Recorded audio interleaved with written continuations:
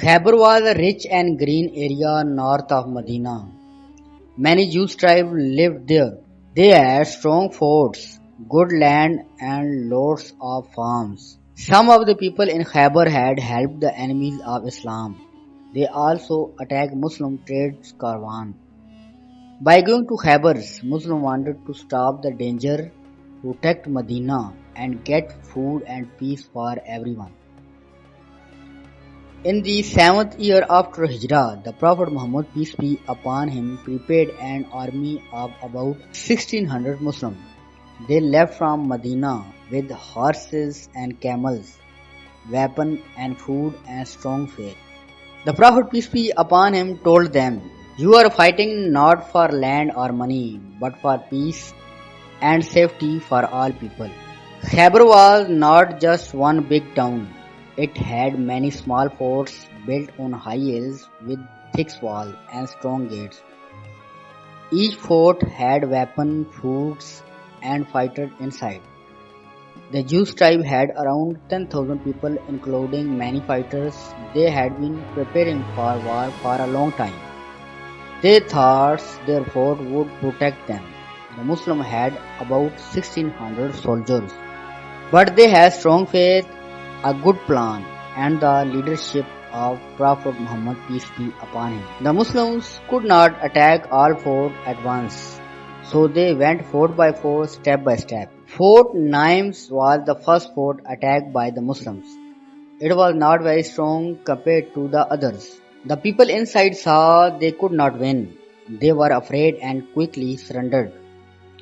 There was very little fighting. Fort Laila was the second fort. When the people heard that Fort Nimes had fallen, they got scared. They did not want war, so they also surrendered peacefully. Fort Camus was the main and strongest fort of Khyber. It was built on high rocky ground and had thick walls and strong gates. It was very difficult to attack and even harder to break into. That's why it was called the key fort. Whoever controlled Camus controlled Khyber. It was the last line of defense for the Jews of Khyber. Most of the wealth, food and weapon was stored there. It was the home of the bravest warriors, especially Marab and his brother Ayas.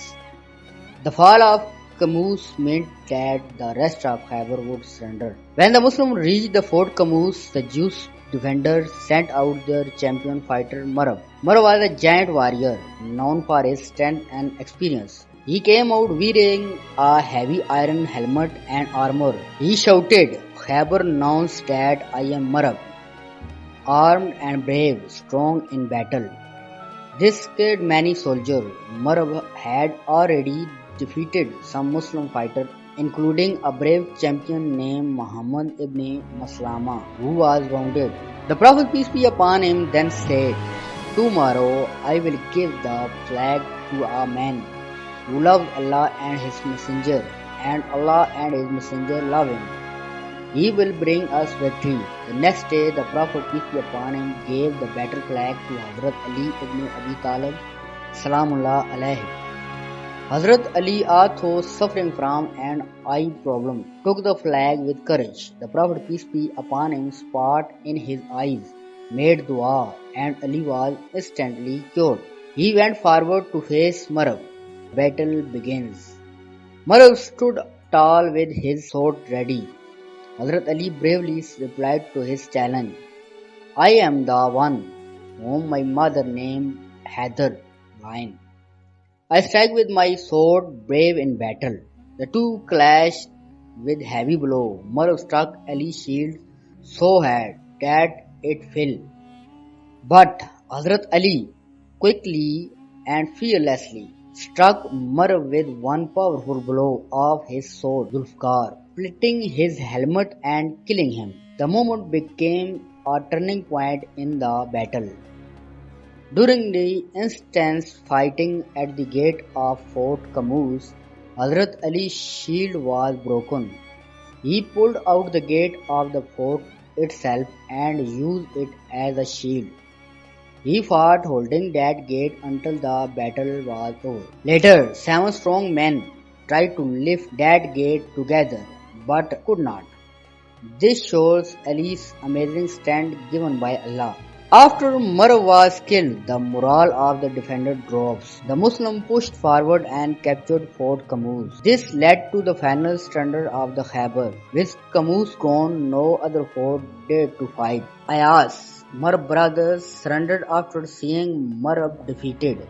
Muslim fighters, inspired by Ali's courage, stormed Qamoos before dawn and captured it. After Qamoos fell, the defender in surrounding forts surrendered without battle. Fort Ribba was taken after Fort Qamoos. When the defenders saw that the strongest fort had fallen, they lost hope. They had no support left and did not want to die in a lost battle. So they also gave up without fighting. There were some other small forts around Khyber. They also surrendered one by one. As the Muslim army moved ahead, the Muslims didn't rush. They used planning, patience and peace when possible. There was no need to destroy everything. The goal was safety and justice, not killing. After the Muslims won the battle, the Prophet Muhammad peace be upon him did not take everything by force. Instead, he chose to be kind and fair. He made a deal with the Jewish people of Khyber. They could stay and live in Khyber. They would farm the land as before, but now they would give half of their crops to the Muslims. This way the Muslim got food and resources. The Jewish families could continue working and living there. It was a smart and peaceful decision.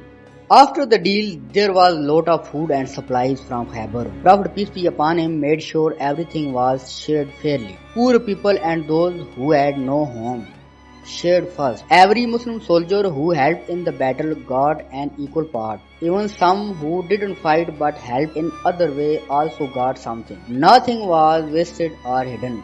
Everything was done with justice, care and honesty. The Prophet Muhammad peace be upon him was a humble and a kind leader. He lived like everyone else. He praised Hazrat Ali Salamullah alayhi for his bravery, saying, "Today I am happy that Allah gave me Ali." He always reminded his people, real success comes from Allah, not from sword or strength. The Battle of Khyber teach us many lessons, like smart planning is important, always be fair and just. Stay united and always trust in Allah.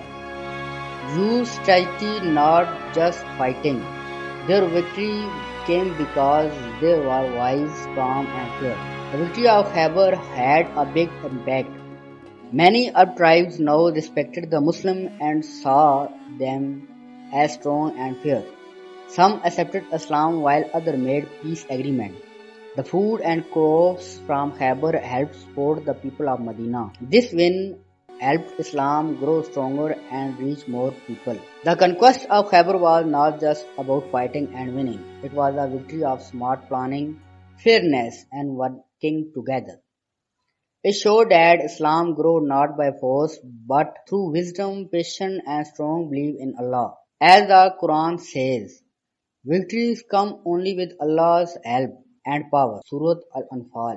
Thank you for watching episode 20 of History of Islam.